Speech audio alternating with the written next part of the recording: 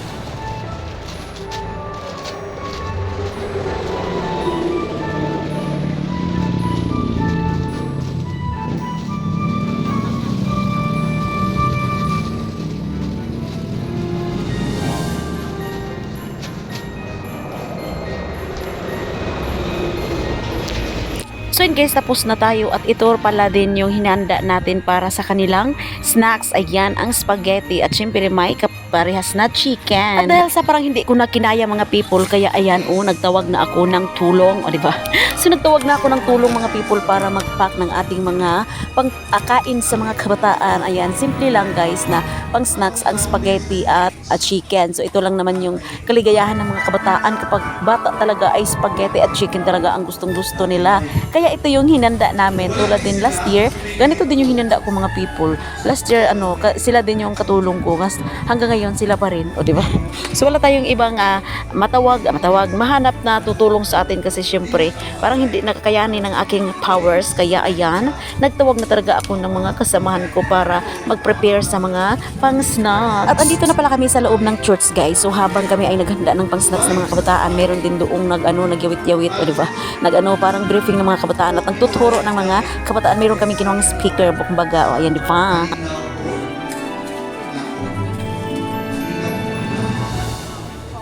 So number one, isa nila siya si Abraham, increasing peace over faith. Bago ang kita sa Abraham, pinili niya ang kaysa sa garpo. Okay, kung may Bible lang ito sa doon, Genesis 13, verse 8 to 9.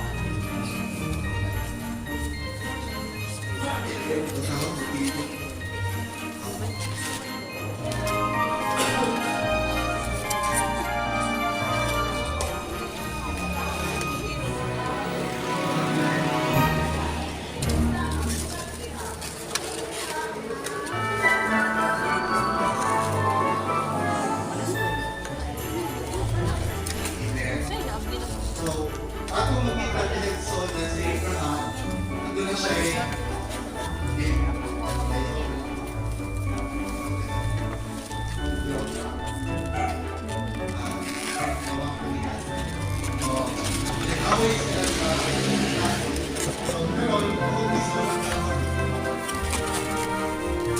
nakita ni Abraham na gusto nila share, share.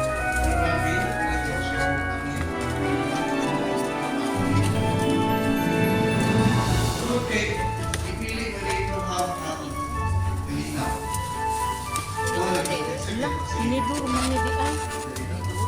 Ay, pansin. Nani ang sitasi na balita. Amen? So, nagalaan na siya instrumento ng balita.